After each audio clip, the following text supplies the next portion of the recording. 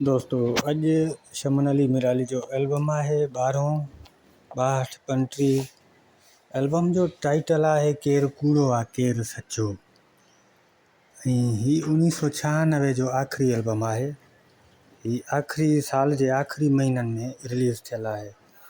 हिन साल में शमन अली मिराली एतरा एल्बम ही कोन कया।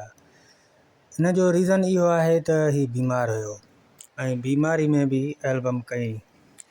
हिन में हिकिड़ो पंहिंजो गीत भी अथसि ऐं सभ खां भलो गीत मुंहिंजो तोसां प्यार आ ही दिल बेकरार आ मौला ॼाणे तोखां सवा जीअण ई बेकार आ। ज़बरदस्त गीत ॻाई इहो। ॿियो बीमारी वारो गीत ॻाई ज़बरदस्त। ऐं उन खां पोइ कुझु दोस्तनि कमेंट्स कया, कमेंट्स शामिलु कयूं। उन खां बाद अॻिते हलूं था। हिन में पहिरियों कमेंट्स आहे शहबान सोलंकी जो, all song super hit. Nadir Ali, Shaman Ali Mirali nice album. Ashiq Ahmed Solanki perfect video. उन खां पोइ ॿिया दोस्त आहिनि।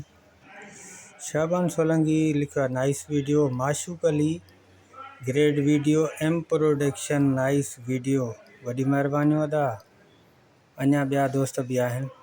उन खां पोइ मुंहिंजो प्यारो दोस्त आहे वहीद अहमद शिकारपुर जो। भाई इस दौर में प्रोग्राम ज़्यादा थे इसलिए चलो उस। बी कमेंट्स आहे इसकी वजह से गला ख़राब हुआ था। हाँ सही है, ख़बर है मूंखे भी। इन दौरान वाकई प्रोग्राम जाम कंदो हो शमन अली। जीअं फेमस थियो तीअं माण्हुनि माना छिक कई, दावतूं ॾिनियूं, शादियूं प्रोग्राम। बहरहाल घणियूं ॻाल्हियूं आहिनि। किसो वॾो आहे सो हिन में किसो बयानु नथो थी सघे। आहे तव्हांखे ॿुधायां त ही रिलीज़ इंफॉर्मेशन वीडियो आहे। हिन में को बि गीत शामिल न आहे। काफ़ी दोस्त ईअं ॾिसनि था वीडियो, उहे चवंदा हिन में कलाम हूंदो, पर ही कलाम वारो सिस्टम न आहे। ही रिलीज़ इंफॉर्मेशन वीडियो आहिनि। ठीकु आहे दोस्तों। इन में पहिरियों कलाम आहे बीमारी जो ॿुधी बि पुछण कोन आहे तूं। ही कलाम लिखियो वहीद हकड़े ऐं शमन अली पंहिंजो नालो हिन में हणायो।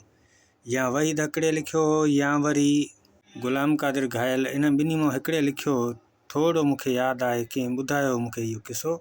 उन खां पोइ आहे मुंहिंजो तोसां प्यार आ वहीद हकड़े जो ज़बरदस्त कलाम। उन खां पोइ सागर शाह जो तुंहिंजी नाराज़गी तां शहर छॾायो आख़िर। उन खां पोइ सांवल मिराली जो गीत आहे ज़बरदस्त। तो सिवा पई थी गुज़रे ॾुखी ज़िंदगी। हुन खां पोइ कलाम आहे सोना साईं असांजी पारत अथई। हे आहे ज़ुल्फ़कार मंगी जो गीत आहे। उन खां पोइ आहे गोहर गदाई जो कलाम आहे पंजतन पाक सां प्यारा जंहिंजो पंजतन पाक सां प्यारा। उन खां पोइ आहे सिराज शाह जो कलाम आहे शराबी तो कयो शराबी न न शराबी तुंहिंजूं अखियूं अखियूं ही तुंहिंजो चहिरो गुलाब आहे।